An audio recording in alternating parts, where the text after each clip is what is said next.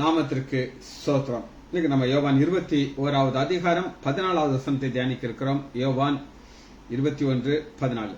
ஜெபத்தோடு இந்த செய்திக்குள்ளே கடந்து சொல்லும். உமக்கு மகிமை தருகிறாம், மேல் தான் மகிழ்ச்சி அடைகிறாம். உமக்கு மகிமை தருகிறாம், மேல் தான் மகிழ்ச்சி அடைகிறாம். அல்லேலூயா, அல்லேலூயா, அல்லேலூயா, அல்லேலூயா.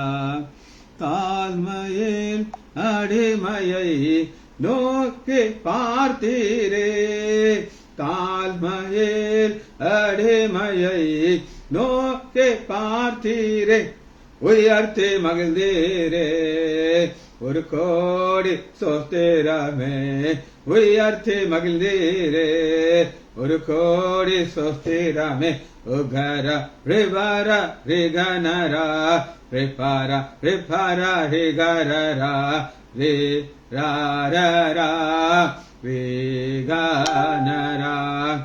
கண்மலையின் வெடிப்பில் வைத்து கரத்தால் மூடுகிறீர், கண்மலையின் வெடிப்பில் வைத்து கரத்தால் மூடுகிறீர். என்ன சொல்லி பாடுவேன் என் இதய வேந்தனே, என்ன சொல்லி பாடுவேன் என் இதய வேந்தனே. அமக்கு மகிமை தருகிறாம், அம்மில் தான் மகிழ்ச்சி அடைகிறோம். வாழையானை அகற்றி நீர், தாழ்ந்தோனை உயர்த்தி நீர், வாழையானை அகற்றி நீர், தாழ்ந்தோனை உயர்த்தி நீர். பசித்தோரை நன்மைகளால் திருப்தியாக்கிறீர், பசித்தோரை நன்மைகளால் திருப்தியாக்கிறீர். உபர உபர உபர உப்பர உப்பர உகர லாரரா உகரரா. கண்மலையின் வெடிப்பில் வைத்து கரத்தால் மூடுகிறீர், கண்மலையின் வெடிப்பில் வைத்து கரத்தால் மூடுகிறீர். என சொல்லி பாடுவேன் என் இதய வேந்தனே, என சொல்லி பாடுவேன் என் இதய வேந்தனே. இயேசுவின் நாமத்தினாலே ஜெபங்கள் பிதாவே, ஆமென். கர்த்தருடைய பரிசுத்த நாமத்திற்கு ஸ்தோத்திரம். Pastor Rajakumar, praise the Lord. Janaki Ammal, brother Aarogya Raj, Nagaratnam Ammal, Janaki Ammal, Daniel Rajesh. கர்த்தருக்கு ஸ்தோத்திரம். இன்னைக்கு நம்ம யோவான் 21வது அதிகாரம் 14வது வசனத்தை பார்க்கணும். திபேரியா அப்படிங்கிற ஒரு கரை. திபேரியால ஆண்டவர் சொல்றார், கலீலியாவுக்கு நீங்க போங்க, நான் வந்துருவேங்க. அவர் சொல்லும்போதே வந்துட்டார். எப்படி வந்தாரு? உயிரோடு இருக்கிறாக தம்மை காட்டுகிறார். மறுரூபம் ஆக்கப்பட்ட இயேசு மகிமையின் சரீரத்தோடு வருகிறார். வந்து இப்ப அவருக்கு அவங்களுக்கு என்ன தரிசனம் கொடுக்கிறார்.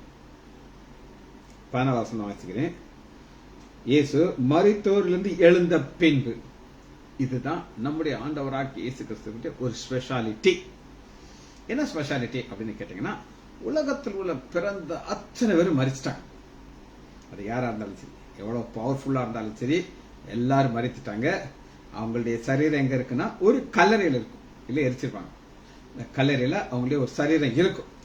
ஆனா நம்முடைய ஆண்டவராகிய இயேசு கிறிஸ்து மாத்திரம் மரித்து உயிரோடு எழுந்து தரிசனத்தை கொடுக்கிறார். தம்முடைய சீஷர்களுக்கார என்ன தரிசனங்களில் 3வது தரிசனம். சரி, முதல் தரிசனத்தை நம்ம பார்க்க போகிறோம். 3வது தரிசனம், முதல் தரிசனத்தை நம்ம பார்ப்போமா? எடுத்துக்கொள்ளுமா? மார்க்கு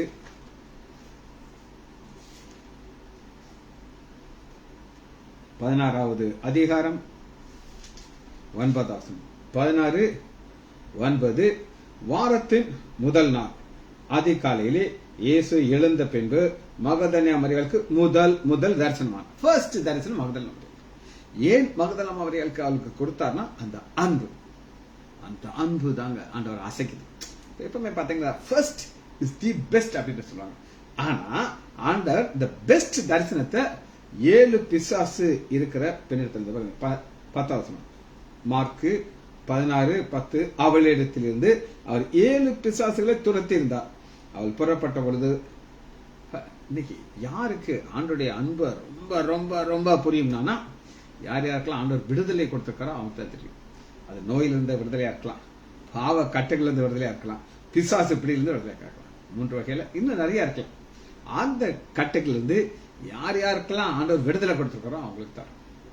நான் ஒரு பாவத்துல இருந்தேன், பாவ சேட்டுல இருந்தேன், என்னை ஆண்டவராகிய இயேசு கிறிஸ்து என்னுடைய கட்டுகள்லாம் நீக்கிட்டு அந்த அம்மாக்கு ஏன் ஆண்டவர் முதல் தரிசனம் கொடுத்தார் அப்படின்னு நீங்க கேட்டீங்கன்னா எடுத்துக்கொள்ளாமா.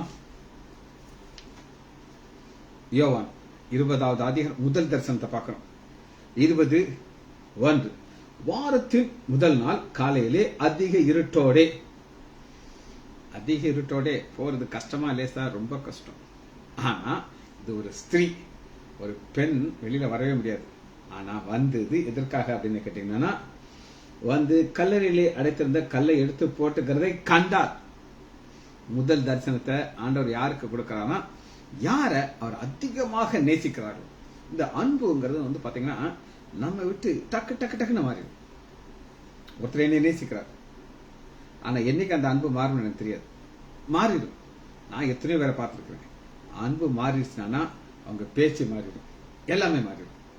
ஆனா ஆண்டவர்கிட்ட இருக்கிற அன்பு என்னதுன்னா, அவர் நம்மிடத்துல கொடுக்கிற அன்பு அகாபே அன்பு. அந்த அன்புனால ஆண்டவர் முதல் தரிசனத்தை யார் கொடுக்கிறார்? மகதனா மரியாளுக்கு. அங்க என்ன ஒரு காரியத்தை வெளிப்படுத்துகிறார் அப்படின்னு கேட்டீங்கன்னா, ஒரு சிம்பிள் திங். நீ என்னைய செத்து போயிட்டு நினைக்கிற, ஆனா தன்னை எப்படி காட்டுறாருன்னா உயிரோடு காட்டுகிறார். ஃபர்ஸ்ட் உயிரோடு காட்டுகிறார், நம்பர் 1. 2வது தரிசனத்தை யோவான் 20வது அதிகாரம் 18-19. மகதனா மரியாள் போய் தான் கண்டதையும் சீஷலுக்கு சொன்னார். அடுத்து வாங்க 2வது தரிசனத்தை 19வது வசனத்தில், வாரத்தின் முதல் நாளாகிய அன்றைய தினம் சாயங்காலத்திலே சீஷல் கூறிய அர்த்தத்திலே அப்ப ஆண்டவராகிய இயேசு 2வது தரிசனத்துல உள்ள வந்துறார். வீட்டுக்குள்ள பூட்டி இருக்கிற வீட்டுக்குள்ள வருகிறார். முதல் தரிசனத்தை நான் உங்களுக்கு காட்டினேன். மகதனா மரியாளுக்கு ஒரு காரியத்தை விளக்குறார். என்ன காரியத்தை விளக்குறார் அப்படின்னு கேட்டீங்கன்னா, நான் உயிரோடு இருக்கிறேன், மரித்தேன், ஆனாலும் சாதாரண. ஆனா 2வது தரிசனத்துல என்ன விளக்குறார் சேஷல்னா, அப்பா இப்ப என்னுடைய சரீரம் பழைய சரீரம் மாதிரி கிடையாது, இது உயிர் தெழுந்த சரீரம். இந்த உயிர் தெழுந்த சரீரத்துக்கு என்ன ஒரு வல்லமை இருக்குன்னா, வீடு பூட்டி இருக்கும், என்னால உள்ள போக முடியும். இது எதை குறித்து பேசுகிறார் அப்படின்னு கேட்டீங்கன்னா, 1000 வருட அரசாட்சி. இன்னைக்கு 1000 வருட அரசாட்சியில உங்களுக்கும் எனக்கு ஒரு பங்கு கிடைக்கும். ஆனா கண்டிஷன் இருக்கு. கண்டிஷன் இல்லாத இருக்கா பைபிள்? ஏன் பைபிள்ல கிடையாது கண்டிஷன் இருக்கு. வாசிப்போம்னா, மத்தேயு 25வது அதிகாரம் 5 தாளத்து வாங்கினு சொல்றான்னா, ஆண்டவர் சொல்றாரு அவனை நோக்கி, நல்லது உத்தமும் உண்மையான ஊழியக்காரனே, கொஞ்சத்திலே உண்மையாயிருந்தாய். இது ஆண்டவர் எதிர்பார்க்கிறார், கொஞ்சத்துல உண்மை. இன்றைய வாழ்க்கையில என்னைய விட ஒரு மோசமானவன உலகத்திலே பார்க்க முடியாது. ஆனா ஊழியத்துக்குள்ள வந்தாச்சுன்னா அது ரொம்ப பர்டிகுலர். இந்த செய்தியை நேற்று எழுதி முடிச்சுட்டு தான் நாங்க அது உட்கார் இல்லாம என்ன செய்யறது, எந்திரிக்கிறதே கிடையாது. கரெக்டா இருக்கு. நீ அடுத்து யோவான் முடிக்க போறேன். அடுத்து என்ன செய்தின்னு சொல்லி உங்களுக்கு ஆசையா இருக்கா அப்படின்னு எனக்கு தெரியாது. எனக்கு ரொம்ப ஆசையா இருந்துச்சு. நான் முதல் என்ன நினைச்சேன் அப்படின்னு கேட்டீங்கன்னா, பிலிப்பேர் உங்களுக்கு சொல்லிக் கொடுக்கலாம் அப்படின்றது மாமிசத்துல நான் நினைச்சேன். ஜோமனிட்டே இருக்கிறேன். நான் என்னுடைய இந்த நோட்ஸ் எல்லாம் முடிக்கிற நோட்ஸை கொண்டு போய் மேல வைக்கிறதுக்கு நானும் என்னுடைய அசிஸ்டன்ட் பிஏவும் சேர்ந்து மேல போறோம். கபட திறக்கிறேன், ஒரு அழகான ஒரு கமெண்ட்ரி புக் இருக்கு. இது நான் பார்த்ததே இல்லை. இது எப்படி வந்துச்சுன்னு எனக்கு தெரியாது. எனக்கா வாங்கி நான் வச்சிருக்கிறேன். அது யாக்கோபுங்கிற புஸ்தகத்துல உள்ள கமெண்ட்ரி. திறந்து பார்த்தா அத்தனை கோடு இருக்கு. இது நான் போட்டது கிடையாது, யாரோ வாசிச்சிருக்காங்க, எனக்கு கொடுத்தாங்க. அப்புறம் வில்லியம்ஸ் பார்க்லி அப்படின்னு அவர் ஒரு பெஸ்ட் கமெண்ட்ரி. அவர் எனக்கு எப்படி தெரியும் அப்படின்னு நீங்க கேட்டீங்கன்னா, ரட்சிக்கப்பட்ட புதுசுல அன்பு ராஜ், அன்பின் கிடையாது, அன்பின் இருக்காரு, இது அன்பு ராஜ் ஷார்ட்டா இருப்பார். நான் ரட்சிக்கப்பட்ட புதுசுல அவர் பைபிள் ஸ்டடி நடத்துவார் சாயங்காலம் 7 மணிக்கு. நான் அந்த பைபிள் ஸ்டடி அட்டன் பண்ணாம இருக்கவே மாட்டேன். அப்ப திருவனந்தபுரத்துக்கு அங்கே போக வேண்டிய ஒரு சூழ்நிலை வரும். நான் என் மனைவிட்டு சொல்லுவேன், இங்க பாருமா சாயங்காலம் 7 மணிக்கு நான் ஆலயத்துக்கு வந்துடலாம்னு சொல்லி எனக்கு கேரண்டி கொடுத்தேன்னா நான் வரேன்னு சொல்லுவேன். அவளுக்கு சொல்ல சேட்டா நாங்கள் கரெக்டாக கிளம்பி 7 மணிக்கு முன்னாடி வந்துருவோம். ஒரு சில நேரங்களில் எனக்கு மிஸ் பண்ணியிருப்பேன். அப்போ அவள் என்ன செய்வா, யார் அட்டன் பண்ணாங்கன்னு போய் அவங்களுக்கு நோட்ஸ் வாங்கிட்டு வருவான். இந்த அன்புராஜ்கிட்ட அவர் டிரான்ஸ்ஃபர் ஆகிற நேரத்தில் இந்த வில்லியம்ஸ் பார்க்கில் ஒரு புஸ்தகம் என் டேபிள் இருந்துச்சு. நான் வருத்தத்தோட சொன்னேன், பாஸ்டர் நீங்கள் மட்டும்தான் பைபிள் ஸ்டடி நடத்துறீங்க, இப்போ போகிறீங்களா? அப்போ இந்த புஸ்தகம் இது யார் டாக்டர்? ஒன்றுமே இல்லை, வில்லியம் பாக்ஸில் இருந்து தான் நான் உங்களுக்கு டீச் பண்ணுறேன். உங்கள்கிட்ட புக் இருக்குது, நீங்கள் வாசிச்சுக்கோங்க, உங்களுக்கு இன்னும் அழகாக புரியும் அப்படின்ட்டார். அப்போ நான் இன்னைக்கு மாடிக்கு போனது அந்த வில்லியம்ஸ் பார்க்கில் புஸ்தகத்தில் வந்து உங்களுக்கு பிலிப்பியர் சொல்லிக் கொடுக்கலாம். நான் போனால் அந்த ஒரு அழகான குட்டி புஸ்தகம் இவ்வளோதான். நான் வாங்கின மாதிரி எனக்கு ஞாபகம் இல்லை, யார் அங்கே கொண்டு வச்சாங்கன்னு தெரியல. ஸோ உங்களுக்கு நான் இப்போ நான் ப்ரிப்பேர் பண்ண ஆரம்பிச்சிட்டேன். எதுக்காக நான் இதை சொல்கிறேன் அப்படின்னு கேட்டிங்கன்னா, கொஞ்சத்திலே உண்மையாக இருக்கும். இதுதான் கொஞ்சத்திலேங்கிறது ஆண்டவர் எனக்கு ஒரு ஊழியத்தை கொடுத்துருக்குறேன். அந்த டீச்சிங், அந்த டீச்சிங் எதில் இருந்து எந்த அடிப்படையிலிருந்து நான் அந்த டீச்சிங் உங்களுக்கு நான் சொல்லிக் கொடுக்குறேன் அப்படின்னு கேட்டிங்கன்னா எடுத்துக்கொள்ளாமா. அப்போஸ்தலர் 6வது அதிகாரம், இதுதான் கீ வசனம். எஸ், நீதிமொழிகள் போல யாக்கோப்பு புஸ்தகம் இல்லை, அதுல எவ்வளோலாம் கான்ட்ராடிக்ட் இருக்குங்கிறது நீங்க நான் ஸ்டடி சொல்லும் போது தான் புரியும்.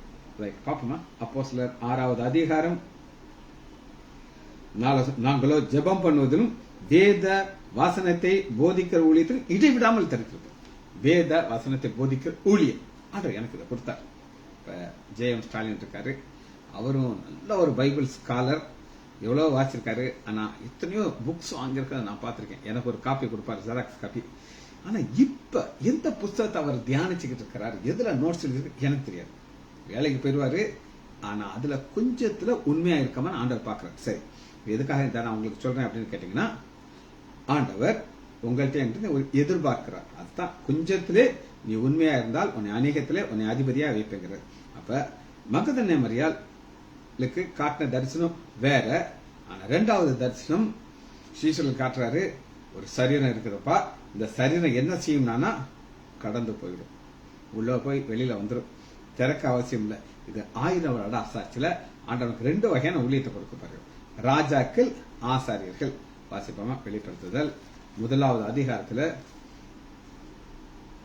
6வது வசனம், தம்முடைய பிதாவாகிய தேவனுக்கு முன்பாக நம்மை ராஜாக்களும் ஆசாரியமா. ராஜாக்கள்ன்றது அது ஒரு ஆளுகை. 1000 வருட அரசாட்சியில 5 பட்டத்தை கொடுப்பாரு, 10 பட்டத்தை கொடுப்பாரு. நீங்க எவ்வளவு உண்மையா இருக்கீங்களோ அந்த மாதிரி கொடுப்பாரு. சரி, அப்ப நான் உங்களுக்கு முதல் தரிசனத்துக்கு 2வது தரிசனம் விளக்கம் கொடுத்தேன். 3வது தரிசனத்தை நம்ம பார்க்க போயிடும். 3வது தரிசனத்தை பார்ப்போமா? யோவான் 21வது அதிகாரம் 1 வசனம். இவைகளுக்கு பின்பு இயேசு திபேரியா கரைக்கரையிலே மறுபடியும் சீசருக்கு தம்மை வெளிப்படுத்தினார். வெளிப்படுத்தின இப்ப தரிசனம் வெளிப்படுத்துறது ரெண்டுக்குள்ள ஒரு வித்தியாசம் காட்டுறது. தரிசனத்தை நம்ம ஒரு வசனத்தின் மூலமாக நம்ம பார்க்க போயிடும். தரிசனங்கிறது டைரக்டா பார்க்கறது. வாசிப்போமா? யாத்ராகமம் எடுத்துக்கொள்வோம். 24வது அதிகாரம் 9வது வசனத்துல பிதாவாகிய தேவனை தரிசிக்கிறதுக்கு மோசே மாத்திரம் கிடையாது, கூட 70 பேரை கூட்டுறோம். ஏன் அப்படின்னு கேட்டீங்கன்னா, இப்ப அநேக நேரம் இப்ப நான் என்னைக்குமே நான் தரிசனம் பார்த்ததாக சொன்னதாக எனக்கு நான் இங்க பார்த்தேன் உங்களுக்கு சொல்றதுக்கு. ஆனா அநேக தரிசனம் பார்த்தேன் அப்படின்னு சொல்லுவாங்க. நான் ஆண்டவரை பார்த்தேன், அவரை கூட டான்ஸ் என்னமோ சொல்லுவாங்க. ஆனா மோசைக்கு என்ன ஒரு பெரிய பாரம்னா, இங்க பாரு, நான் கதையோட நினைக்காத, என் கூட 70 பேர் வாங்குங்கிறார் தரிசனத்தை பார்க்கறதுக்கு. யாத்ராகமம் 24வது அதிகாரம் 9. பின்பு மோசையும் ஆரோனும் நாத்தான் அபியா இஸ்ரவேலின் மூப்பர்கள் 70 பேர் ஏறி பாருங்க, 70 + 4 இஸ்ரவேல் தேவனை தரிசித்தார்கள். இது தரிசனம், டைரக்டா பார்க்கறது, நேரா பார்க்கறது. அவருடைய பாதங்கள் கீழே நீல கல்லில் வைத்த வேலைக்கு ஒப்பாகவும் தெளிந்த வானத்துக்கு ஒப்பா இருந்தது. அவர்கள் இஸ்ரவேல் புத்திரரோடு அதிபதிகள் மேலே தம்முடைய கைகளை நீட்டவில்லை. அவர்கள் தேவனை தரிசித்து பின்பு புசித்து கொடுத்தார்கள். இது எதற்காக அவர் செய்யறாரு அப்படின்னு கேட்டீங்கன்னா, எப்பா நான் கதை விடுறேன்னு நினைக்காது. நான் எது சொன்னாலும் பைபிள் தான் காட்டுறேன். பைபிள் இருந்து காட்டும்போது 3 தரிசனத்தை பார்த்தாச்சு. 3வது தரிசனத்தை நான் உங்களுக்கு பார்த்தேன். இன்னைக்கு இந்த தரிசனத்தின் மூலமாக என்ன நடக்கும் அப்படின்னு கேட்டீங்கன்னா, 21வது அதிகாரம் 1 வசனத்துல தம்மை வெளிப்படுத்தினார். வெளிப்படுத்துறதுனா என்ன பார்ப்போம். வெளிப்படுத்துறதுனா ஒரு கர்டன் மூடி இருக்குது. அதான் வெளிப்படுத்துறது சுவிசேஷம். அதை வாசிக்கணுமா? வெளிப்படுத்துதல் எடுத்துக்கோங்க. 1வது அதிகாரம் 1 வசனத்துல கடைசி தம்முடைய ஊழியக்காரனாகிய யோவானுக்கு வெளிப்படுத்தின விசேஷம். வெளிப்படுத்தின ஒரு கர்டன், ஒரு டிராமா கர்டன் போட்டிருக்காங்க. பின்னாடி என்ன நடக்குதுன்னு தெரியாது. ஆனா எப்ப அந்த கர்டனை எடுக்கிறாங்களோ பார்க்க முடியும். வெளிப்படுத்துதல்ல யோவானுக்கு ஆண்டவர் தரிசனத்தை கொடுக்கிறாங்க. இது என்ன தரிசனம்னா பரலோக தரிசனம். இப்ப ஒரு சின்ன காரியத்தை உங்களுக்கு நான் சொல்றேன். ஆண்டவராகிய இயேசு கிறிஸ்து பூமியில் இருக்கும்போது சீஷர்கள் 3 வருஷம் இருந்தாங்க. இல்லை யாராவது ஒருத்தராவது, ஐயா நீங்க பரலோகத்திலிருந்து வந்தீங்க, எங்களுக்கு அந்த பரலோகம் எப்படி இருக்குன்னு எங்களுக்கு காட்டுங்க அப்படின்னு சொன்னாங்களா? கேட்கவே இல்லை. அவங்களுக்கு என்ன ஆசைனா ஒன்னே ஒண்ணுதான், யார் பெரியவனா இருப்பான்? யோவான் பெரியவனா இருப்பானா? பேதுரு பெரியவனா இருப்பான்? இது சண்டை அவங்களுக்குள்ள வந்துகிட்டே இருக்கும். அடுத்து அவங்களுக்கு ஒரு ஆசைன்னா ரைட் சைட்ல ஒரு சீட், லெப்ட் சைட்ல ஒரு சீட். ஆண்டவரே நாங்க உங்கள்கிட்ட ஒண்ணு கேட்போம், நீங்க நோன்னு சொல்லிடக்கூடாது. என்னது நோன்னு சொல்லிடக்கூடாது. என்னப்பா அப்படின்னு கேட்பாங்க. அம்மாவையும் கூட்டு வந்துருவாங்க. ரெக்கமெண்டேஷன், அம்மா ரெக்கமெண்டேஷன் தானா ஆண்டவர் மாட்டேன்னு சொல்ல முடியாது. ரைட்ல ஒரு சீட்டு, லெப்ட்ல ஒரு சீட்டு என் பையங்களுக்கு கொடுத்தணும், வேற யாரும் வந்துடக்கூடாது ஆண்டவர்னு யார் சொல்லுவாங்க? அம்மா சொல்லுவாங்க. ஆண்டவர் சொல்லுவாரு, எப்பா நான் ஒரு பாதையில போக வேண்டியிருக்கு, அது ஒன்னால போக முடியுமா கேட்பாரு. அவங்க முடியுன்றாங்க. இதெல்லாமே அவங்க ஆசை இந்த பூமியில் இருக்கும்போது. ஒருத்தம் கூட, ஒரு சீசன் கூட ஆண்டவரே பரலோக ராஜ்யம் எப்படி இருக்கும் எங்களுக்கு சொல்லுங்க கேட்கவே இல்லை. ஆனா அவர் யார் ஒருத்தருக்கு மட்டும் காட்டினார்னா ஒரு பாடுகள் வழியாக போகிற யோவான். வாசிப்போமா? வெளிப்படுத்துதல் 1வது அதிகாரம் 9 வசனம். பரலோக தரிசனத்தை பார்த்தவர் யோவான். அந்த தரிசனத்தை நம்ம பார்க்க போறோம். ஏன் பார்க்கிறோம் அப்படின்னா, இயேசு தம்முடைய சீஷர்களுக்கு தன்னை வெளிப்படுத்துகிறார். தன்னை எப்படி வெளிப்படுத்துனா டீட்டெயில்ஸ் இங்கதான் பாருங்க. 9 வசனம். வெளிப்படுத்துதல் 1:9. உங்கள் சகோதரனும், ஃபர்ஸ்ட் சகோதரனும். எப்படிங்க சகோதரன்? ஆண்டவராகிய இயேசு கிறிஸ்து நம்முடைய அண்ணன், புரியுதாங்க? Brother, big brother. அவருக்கு பிறகு வர்றவங்க எல்லாமே குட்டி பிரதர்ஸ். இவர் ஒரு பிரதர் சகோதரனும். இயேசு கிறிஸ்துவின் நிமித்தம் வருகிற உபத்திரவத்தின் நிமித்தம். உபத்திரவம், உலகத்திலே உங்களுக்கு உபத்திரவம் உண்டு, திடன் கொள்ளுங்கள், நான் உலகத்தை ஜெயித்தேன் அப்படின்னு சொல்லுவார். உபத்திரவத்தின் பாதையில கொண்டு போறாரு. பாதையில போறது கஷ்டமா இருக்குமா? ரொம்ப கஷ்டமா இருக்கும். ஆனா அதுக்கப்புறம் சந்தோஷமா இருக்கும். நான் எத்தனையோ பாடுகள் வழியா போயிருக்கேன். இந்த பாடுகளை நான் உங்களுக்கு ஒரு உதாரணமா காட்டுறேன். சரி இருக்கட்டும். உபத்திரவத்தின் வழியாகவும் அவருடைய ராஜ்யத்திற்கும் அவருடைய பொறுமைக்கும் உடன் பங்காளி. ராஜ்யம், பொறுமை. இந்த இதுல நமக்கு என்ன தேவைன்னா பொறுமை தேவை.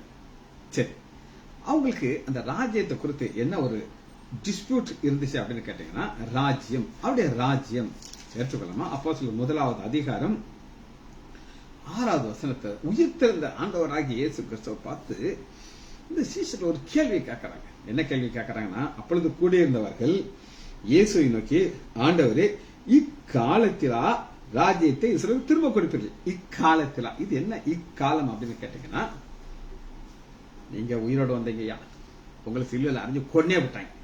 இப்ப யோகத்துக்கு என்னது, யோகத்துக்கு உயிரோடு வந்திருக்கீங்க, இப்ப உங்களை சிலுவையில் அறிய முடியும். இப்பயாவது எங்களுக்கு ராஜ்யத்தை கொடுப்பீங்களா? ஆண்டவர் சொல்றாரு, மொக்கப்பையிலேயே ராஜ்யத்துக்காகத்தான் நான் இங்கே வந்தேன். உங்களுக்கு பரலோக ராஜ்யத்தை குறித்து முட்டி முட்டி சொல்லி கொடுத்தீங்க. முத பிரசங்கம் இந்த ராஜ்யம் தாப்பா, மன திரும்புங்கள், பரலோகம் சமூகம். இப்ப நீ என்னது கேட்கிற? ராஜ்யம். அது சொல்ற, ராஜ்யம் உனக்கு உள்ளே வந்துருச்சுப்பாங்கிற. வந்துருச்சா? வந்துருச்சு. அது பிரத்யோட்சமா வராது, அது உங்களுக்கு உள்ளே இருக்கு. இருக்கா இல்லையா? இருக்கு, ராஜ்யம் இருக்குது. இந்த ராஜ்யத்தை குறித்து நம்ம ஜெபத்தே பண்றோம். ராஜ்யம் இந்த பூமிக்கு வரட்டும். யார் மூலம் வரணும்? நம்ம மூலம் தான் வரணும். அப்ப அந்த சீசர்கள் ஒரு ராங் கான்செப்ட்ல இருந்தாங்க. அவங்க என்ன நினைச்சாங்க அப்படின்னு கேட்டீங்கன்னா, உயிர்த்தெழுந்த இயேசு வந்து டொக்க டொக்க டொக்கன்னு குதிரையில போய் எல்லா ரோம புருஷன் அருவாளைச்சு வெட்டி எல்லாத்தையும் கொன்னு வச்சுக்கோங்கப்பா, இதுக்குதான் நான் வந்துட்டு அவன் நினைச்சிட்டு இருக்கான். அவர் சொல்லுவார், நோ நோ நோ நோ, என் வந்த நோக்கமே வேற அப்படின்னு சொல்லி. அப்ப நம்ம இந்த ராஜ்யத்தை கொடுத்து பார்க்கணும். இதுதான் நம்ம பார்க்கிறோம். வெளிப்படுத்துதல் 1வது அதிகாரம் அவருடைய ராஜ்யத்திற்கும். ராஜ்யம் வந்துருச்சா? வந்துருச்சு. இப்ப ஒரு கல்லை இருக்கான், அவன் சிலுவையில தொங்கிக்கிட்டு இருக்கான். அவருடைய விசுவாசத்துக்கெல்லாம் பாத்தீங்கன்னா ஒரு லெவலே கிடையாதுங்க. ஏன் அப்படின்னு நான் சொல்றேன், ஆண்டவராக இயேசு கிறிஸ்து அவன் எப்படி பாக்குறான்? ஒரு ராஜாவா பாக்குறான். ராஜாவா பாக்குறவரு 3 பேர் எப்படி தொங்கி இருக்கலாம், அவர் இப்படித்தான் தொங்கிட்டு இருக்காரு. ஏதாவது ஒரு வித்தியாசம் இருக்க ஆக்ஷன், பேச்சுல கிடையாது. பேச்சுல அவர் ஜெபிச்சார், அதெல்லாம் வித்தியாசம் இருக்கு. ஆனா டைரக்டா பாடுகள்ல எப்படி இந்த கல்லன்கடி உடம்புல இருந்து ரத்தம் சோத்தம் அப்படியே இவர் உடம்புல ரத்தம். எப்படி கல்லர்கள் எல்லாம் வேதனையில துடிக்கிறாங்களோ அப்படிதான் இவரும் துடிக்கிறார். எல்லாம் துடிக்கிறார். ஆனா வார்த்தையில மட்டும் வித்தியாசம் இருக்கு. அவன் கண்டுகிட்டான் இது ஒரு ராஜா அப்படின்னு சொல்லி. ஆனா அந்த கல்லன் ஆண்டவர் பரலோகத்துக்கு இன்று என்னோடு கூட பரதேசில் இருப்பேன். சரி, அது 2வது வார்த்தை. இந்த வார்த்தையை தான் நான் தியானிக்க போகிறேன் குட் ஃப்ரைடே அன்னைக்கு. சரி, அவருடைய ராஜ்யத்திற்கும் அவருடைய பொறுமைக்கும் உங்கள் உடன் பங்காளியா இருக்கிற யோவானாகிய நான் வேத வசனத்தின் நிமித்தம் இயேசு கிறிஸ்துவினுடைய சாட்சி பற்றும் பத்ம தீவில் இருக்கு. பாடுகள் வழியாக போற ஒரு யோவானுக்கு அந்த ஒரு பத்ம தீவில் வச்சிருக்கிறார். பரிசுத்த ஆவியே ஆவியானவரே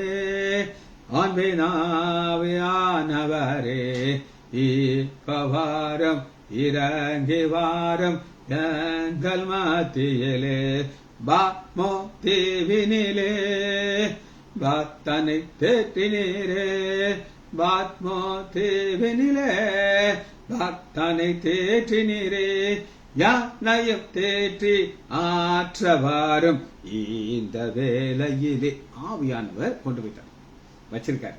அவர் எதை காட்டுறனா பரலோக தரிசனத்தை காட்டுறார்.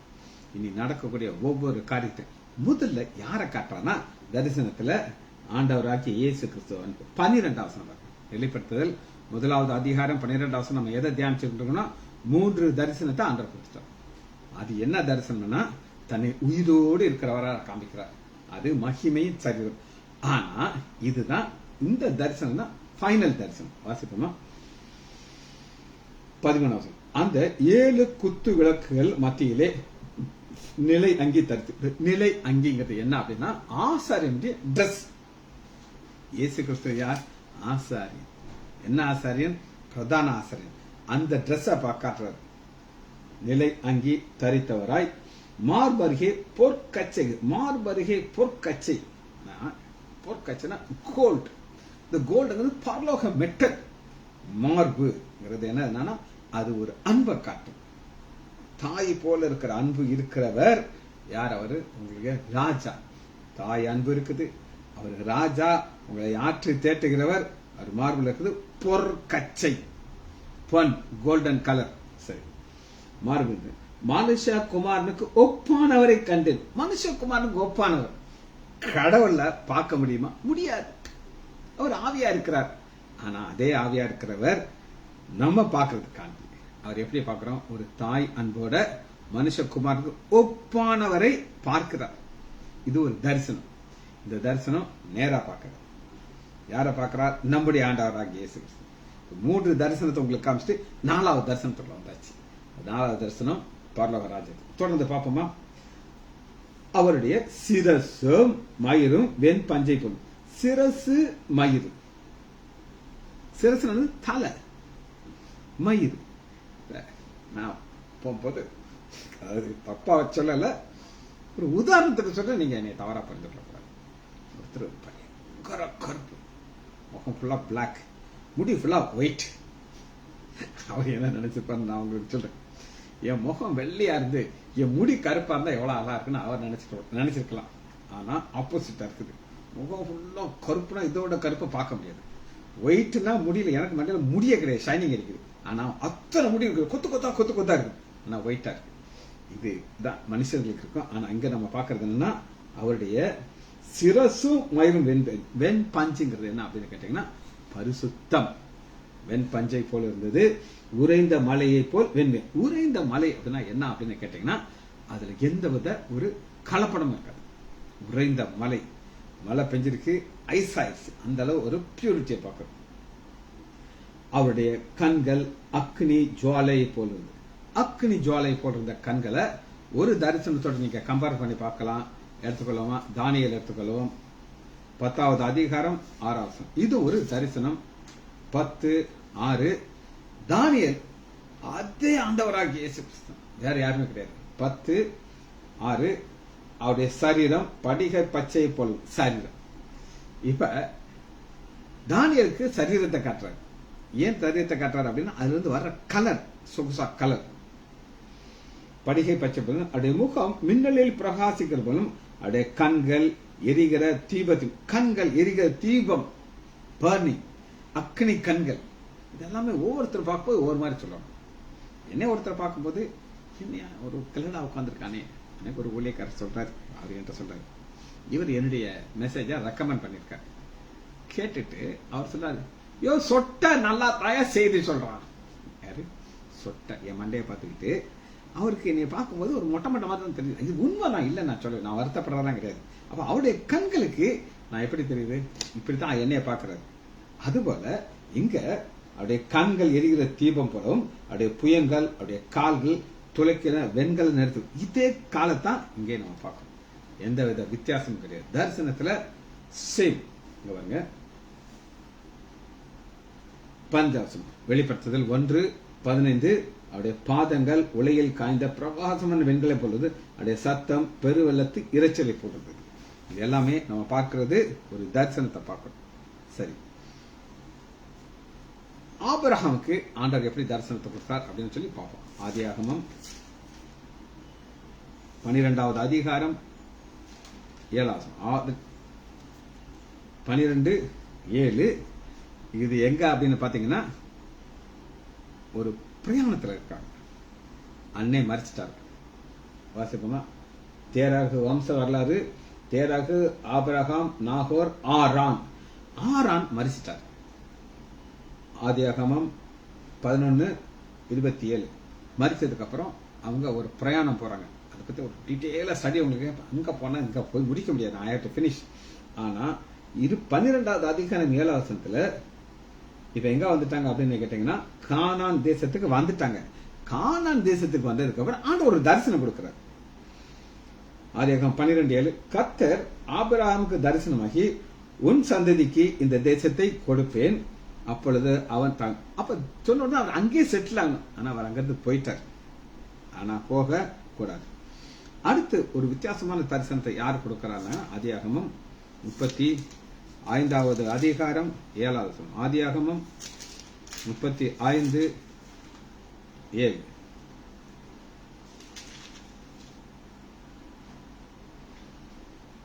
இது யாக்கோபை பார்க்கிறோம்.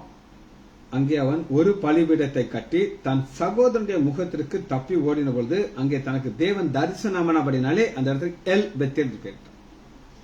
ஒவ்வொரு காரியத்தையும் நம்ம ஆண்டவர் கொடுக்கிறார். ஏன் கொடுக்கிறார்னா, அங்க ஒரு ஒரு ஆக்ஷனை பார்க்கிறோம். ஒரு தரிசனத்தை ஆண்டவர் பார்க்கிறார். அடுத்த ஒரு தரிசனத்தை நம்ம பார்க்க போறோம். ஒரு 1 சாமுவேல் 3வது அதிகாரம் 1வது வசனத்துக்கு வரும். 1 சாமுவேல் 3வது அதிகாரம் 1 வசனம். இப்ப தரிசனமே இல்லாத காலம் இருந்துச்சு.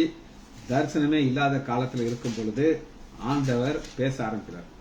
1 சாமுவேல் 3வது அதிகாரம் 1 வசனத்துல, சாமுவேலின் பிள்ளை ஆண்டவனுக்கும் ஏலிக்கு முன்பாக அந்நாட்களிலே கர்த்தருடைய வசனம் அற்பூர்வமா இருந்துச்சு. இப்ப அபூர்வமா இருக்கா? நேற்று சாயங்காலம் ஒரு செய்தி, எத்தனை பேர் அதை கேட்டீங்கன்னா எனக்கு தெரியாது. எகிப்தின் புறப்பட பண்ணின நாளிலே செய்த அதிசயத்தை போல உங்களுக்கு செய்வேங்கிறார்.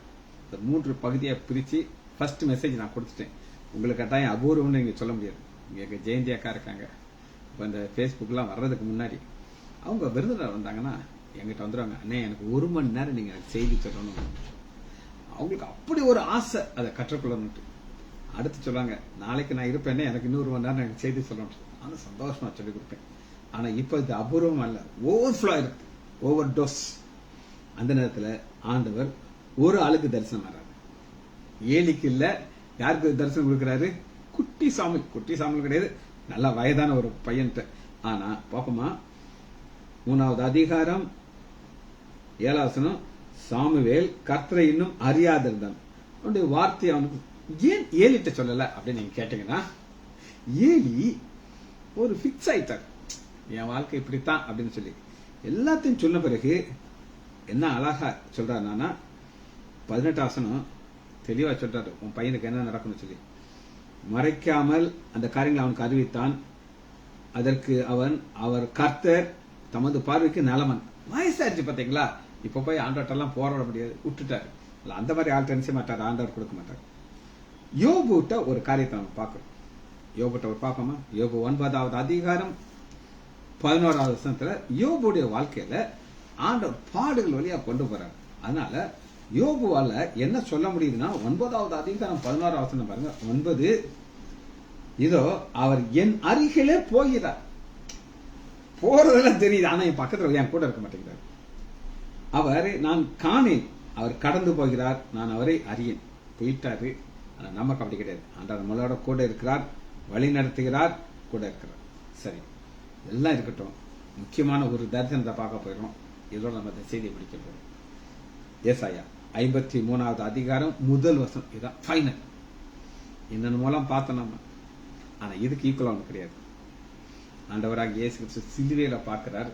ஏசாயா தொங்கிக் கொண்டிருக்கிறார். அத சொல்றதுக்கு முன்னாடி அவருக்கு ஒரு பெரிய ஒரு சந்தேகம், கன்ஃபியூஷன். என்ன சொல்றாரு அப்படின்னு கேட்டீங்கன்னா, எங்கள் மூலமாய் கேள்விப்பட்டதை விசுவாசிக்கிறது, கர்த்தருடைய புயம் யாருக்கு வெளிப்பட்டது? விசுவாசிக்க முடியாத அளவுக்கு அகோரமான காட்சியை நான் பார்க்கிறேன். இவர் தான் சொன்னாரு, மிக அழகான ஒரு மனிதன் குழந்தைய பார்க்கிறாரு.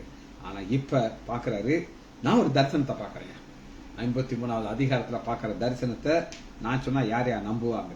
நம்ம நம்புறோம், நம்ம விசுவாசிக்கிறோம். அதனால என்ன நடக்குதுன்னா, அவருடைய தழும்புகளாலே குணமாகும். எத்தனையோ நோய் நமக்கு வந்துச்சு, ஆண்டவர் நமக்கு ஒரு தரிசனத்தை கொடுத்தார். சரி, யோசுவா 5வது அதிகாரம் 13வது வசனத்துல நம்முடைய ஆண்டவரை ஒரு தரிசனமா பார்க்கணும். யோசுவா 5வது அதிகாரம் 13வது. யோசுவா 5:13. பின்பு யோசுவா எரிகோவினுடைய வெளியிலே தன் கண்களை எதிர்த்து வரும்போது இதோ ஒருவர் அவருக்கு எதிரே நின்றார். நம்முடைய ஆண்டவராகிய இயேசு பழைய ஏற்பாட்டுல ஒரு அதிபதியாக வருகிறார். அவர் கையிலே பட்டயம் இருந்தது. யோசுவா அவரிடத்தில் போய், நீர் எங்களை சேர்ந்தவரா எங்கள் சத்துரு? அதற்கு நான் கர்த்தருடைய சேனையின் அதிபதியாக இப்பொழுது வந்தேன்.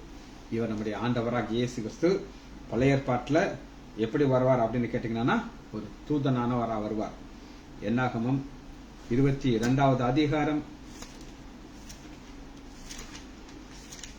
என்னாகமம் 22வது அதிகாரம் ஒரு தூதனாக வருகிறார், தரிசனம் காட்டுகிறார். 22:23.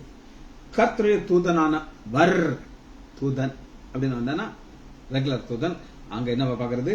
கர்த்தருடைய தூதனானவர் உரிவன பட்டயத்தோடு தம்முடைய கையில நின்றுகிறார். பீலியாமுக்கு தரிசனம் கொடுக்கிறார். ஜெபத்தை முடிப்போமா? மகா இரக்கமும் கருவேமல்ல பிதாவே, துதிக்கிறோம் ஐயா. எங்கள் ஆண்டவராகிய இயேசு கிறிஸ்து மரித்து உயிரோடு இருந்து 3 தரிசனங்களை காட்டினார். நாங்கள் மற்ற தரிசனத்தையும் இணைத்து வாசித்தோம் ஐயா. அதற்காக நன்றி. ஆவியானவரே, நீர் எங்களுக்கு கற்றுக் கொடுத்த காரியத்துக்காக நன்றி. பிள்ளைகள் ஒவ்வொருவரையும் என் ஆண்டவராகிய இயேசு கிறிஸ்துவின் நாமத்தினாலே ஆசீர்வதிக்கிறேன். இயேசுவின் நாமத்தினாலே ஜெபங்களின் பிதாவே. ஆமேன், ஆமேன், ஆமேன்.